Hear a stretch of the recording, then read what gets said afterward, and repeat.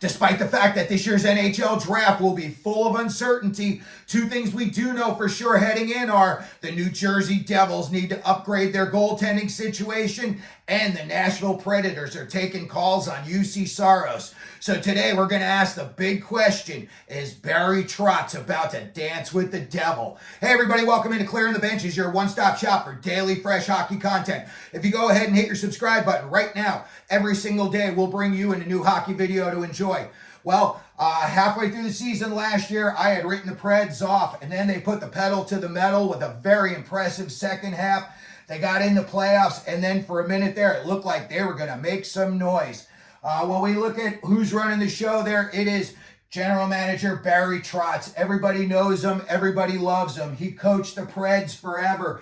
He coached the Islanders, and in 2018, he won a Stanley Cup as the head coach of the Washington Capitals. His head coach is Andrew Brunette, who played 1,110 games in the NHL, 268 goals, 465 assists for 733 points. So he's definitely offensive-minded. He coached in Florida before he was the coach here at Nashville, and his head coaching record in the NHL is a very impressive 98 wins, 48 losses, and 11 overtime losses. When we look at the Preds have the 22nd pick in this year's NHL Draft, let's go through the NHL history at the 22nd pick. And the number one guy is a big-time guy. He's got more Stanley Cup rings than anybody I know. Bryan Trottier, 1,425 points. He won the 4 Stanley Cups with the Islanders, and I know he won a couple of more as an assistant coach with the Pittsburgh Penguins. Claude Giroux was also taken number 22 overall, and he has 1,002 points so far in his NHL career. Other big names that were taken number 22, Rick Kehoe back in the day with Pittsburgh, Reed Larson on the Red Wings, Jordan Eberle, Max Pacioretty, Adam Graves, loved in New York. They put his number 9 up in the rafters. Kurt Fraser, new Winnipeg head coach, Scott Arniel, Adam Foote, Ilya Samsonov, Brian Engblom, Simone Gagne, Troy Millette. You want to see some good fights? Go back and watch Troy Millette, Mallettete. This kid was not afraid of anybody, and he fought everybody. Oli Mata was also taken 22nd, and also the commentator now, Brian Boucher, was a goaltender, and he was taken 22nd. When we look at the number 22 picks in recent NHL history, 2019, the LA Kings took Tobias Yornfoot. 2020, the Caps took Hendrix Lapierre.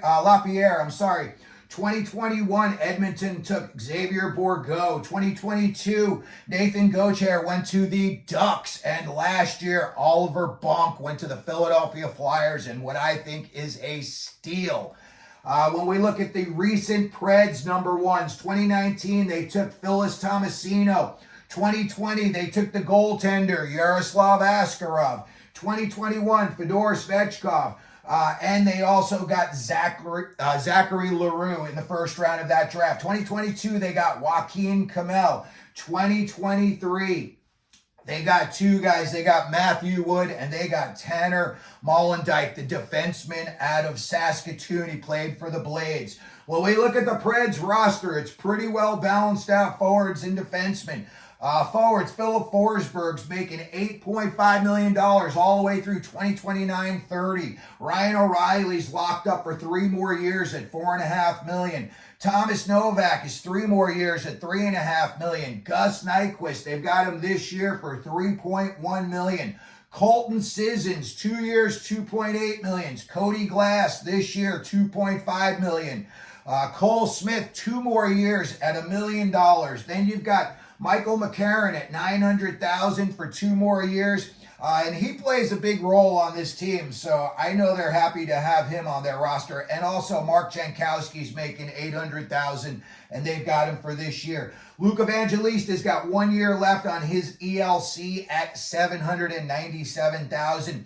And Jarrett Anderson Dolan is a restricted free agent. Anthony Beauvillier, Kiefer Sherwood, and Jason Zucker are all walk-away free agents. When we look at their defense, it's led by Roman Josi, $9.5 million for the next 4 years. So that's a very good situation for Nashville. Luke Shen, 2.75 for 2 more years. Again, a very stable player.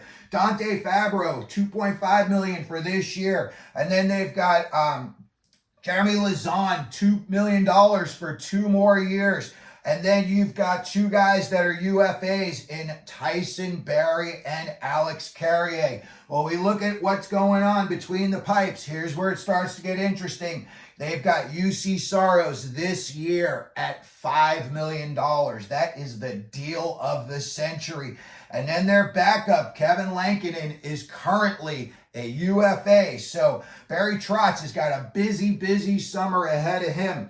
They've also got a dead cap in a buyout situation that's not really that good. Ryan Johansson and Matthias Ekholm are going to be getting $4.25 million from the Preds this year. And then when you look at buyouts, they've got 2 huge ones, Matt Duchene and Kyle Turris. And they're going to be paying those two guys a combined $25 million over the next 5 years. So about $5 million a year.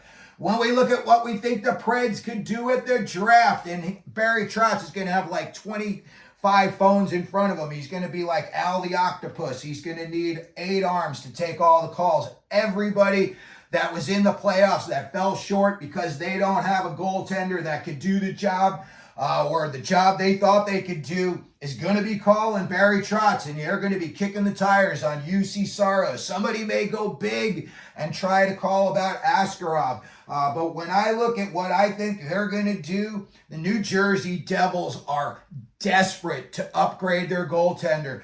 To me, that and the Dougie Hamilton and the secondary scoring was not nearly what it was the year before. That is, to me, what hamstrung that team in a big way.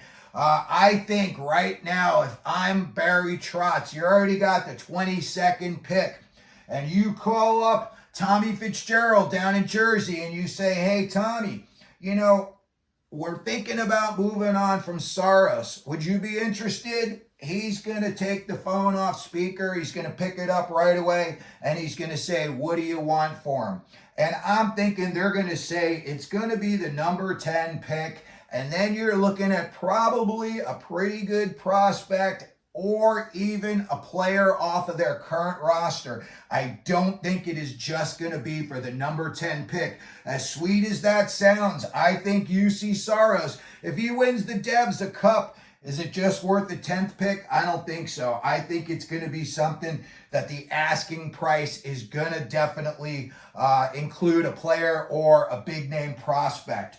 Something else that I thought and this is just silly season, my opinion, would they trade Juuse Saros to the Toronto Maple Leafs straight up for Mitch Marner? I think that would be a great deal for both teams. I think Marner would flourish down in Nashville. They've already got a bunch of really talented guys up front. It is a very, very good place to live. Everybody that plays there loves it. You don't ever hear anybody saying, yeah, I want to get out of Nashville. I don't like it down there. Everybody loves it there. People want to go there. It is definitely a destination place, not only for bachelorette parties, but for NHL players as well. And I think if you were to say to Mitch Marner, hey, you want to go down to Nashville, we could get you down there, I think he might jump at that. Again, it's a very, very good situation. You're not going to have all that, Stanley Cup or bust pressure in your face every time you go to the coffee shop. So that, I think, is definitely another possibility. Something else that I think that they could do is, you got Saros, and maybe you're not going to get the top 10 pick. Maybe Devils make a deal for Markstrom instead. But maybe you want to still try to move up from the 22 pick, and maybe you see somebody that's starting to slide, and maybe you want to try to get into the top 12 to get them. Maybe you're looking at a best possible available player at that, spot. And that could be a guy like Berkeley Catton gets pushed down. And I think, with the talent they've got on this roster and the guys that they've got coming in the future, I think Berkeley Catton would be a great fit down in Nashville.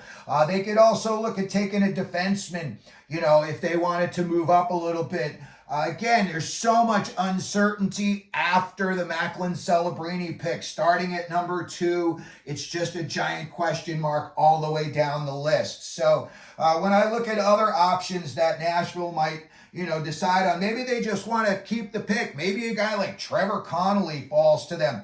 Maybe a couple of guys that are in the USHL right now. Michael Haig in Chicago. I'm sure you've heard his name if you've been following the draft prospects at all. And then you've got another guy. You've got Sasha Boisvoyer. I'm sorry, I can't pronounce that kid's name for the life of me. Center, 6'2", out of Muskegon in the USHL. USHL's been putting out a lot of NHL players lately, and it is like a good minor league system coming up to get the players NHL ready. And again, it's a physical league as well.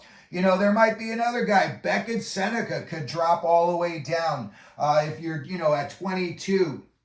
And then, the real big question, I would go into the draft. You always got to know what your end game's going to be. And they've got to know what the asking price is going to be for Juuse Saros. Maybe they say they want 2 number 1s for Juuse Saros. You never know. Maybe some team out there's got 2 number 1s, says we'll do it.